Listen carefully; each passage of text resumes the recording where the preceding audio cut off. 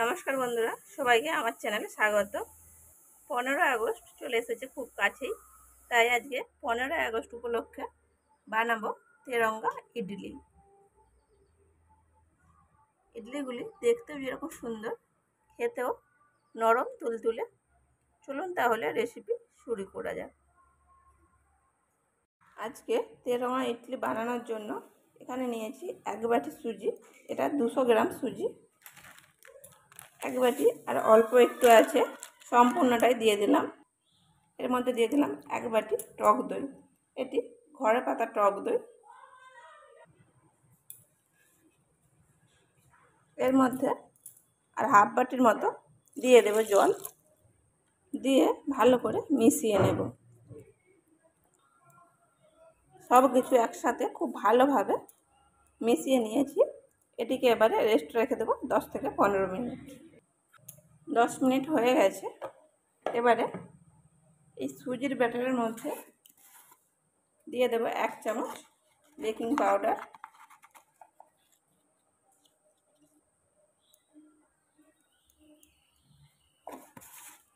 1 চামচের 3 ভাগের 1 ভাগ দিয়ে দিলাম বেকিং সোডা বা খাবার সোডা। এবারে এটিকে খুব ভালোভাবে মিশিয়ে নেব। কয়েক ফোঁটা জল দিয়ে দেব।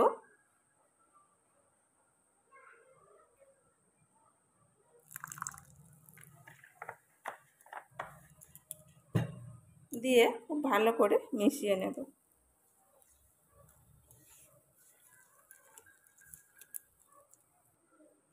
খুব ভালো করে হালকা হাতে মিশিয়ে নিয়েছি।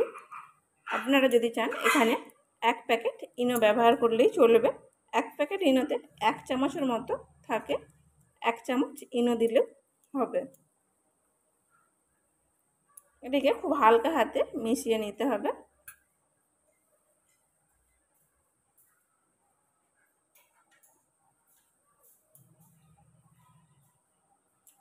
যেহেতু আজকে তেরঙ্গা করব, তাই 3টি কালারের হবে।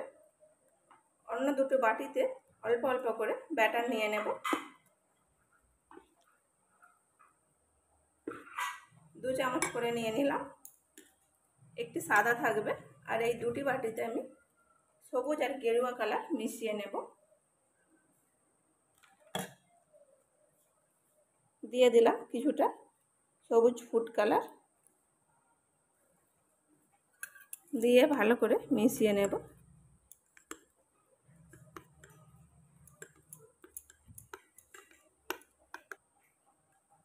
গ্রিন কালারটা মেশানো হয়ে গেছে। এবারে গেরুয়া কালারটা তৈরি করে নেব।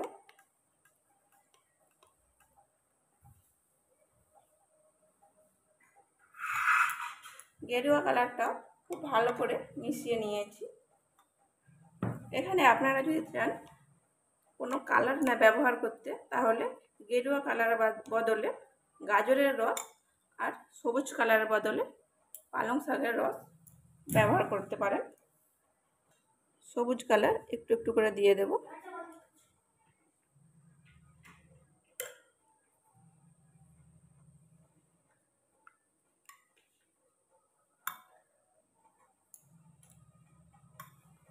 এবারে অন্য দিকটা দিয়ে দেবো কিছুটা করে গেরুয়া কালার।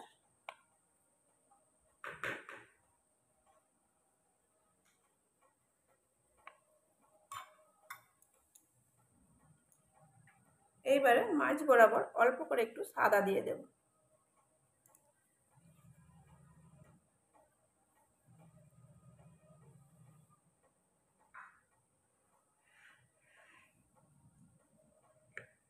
এইভাবে সবগুলি ব্যাটার ইডলি মেকারের মধ্যে নিয়ে নেব। এইভাবে সবগুলি দিয়ে দেব।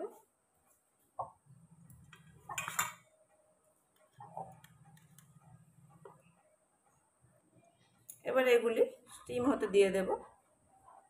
আমি এখানে ইডলি মেকারে করছি, কেউ যদি চায় বাটিতেও একইভাবে তৈরি করে নিতে পারে।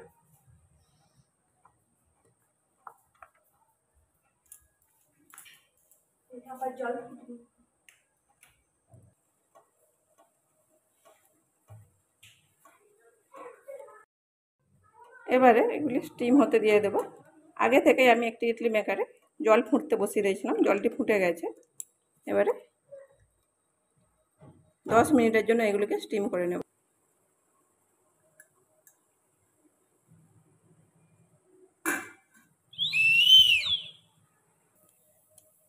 দশ মিনিট বাদে দেখে নেব ইডলিগুলি হয়ে গেছে কিনা।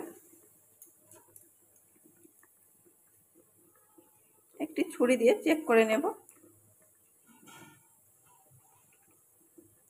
ছুরিটি ক্লিন বেরিয়ে এসেছে, তার মানে ইডলিগুলি স্টিম হয়ে গেছে। এবারে ইডলিগুলিকে স্টিমারের ভেতর থেকে নামিয়ে ঠান্ডা করে নেব। ইডলিগুলি ঠান্ডা হয়ে গেছে, তাই একটু ছুরির সাহায্যে ডিমোল্ড করে নেব।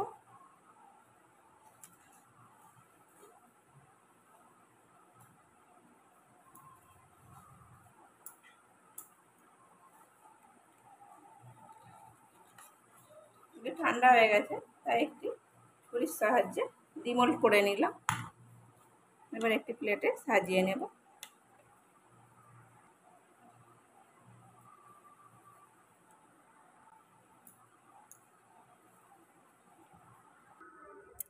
সব ইডলিগুলি বানিয়ে নিয়েছি,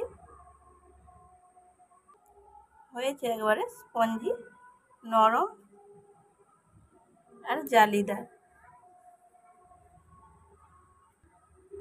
রেসিপিটা ভালো লাগলে লাইক, শেয়ার, কমেন্ট করবেন এবং সাবস্ক্রাইব করে আমাকে সাপোর্ট করবেন। এতক্ষণ আপনাদের মূল্যবান সময় দিয়ে ভিডিওটা দেখার জন্য অনেক ধন্যবাদ।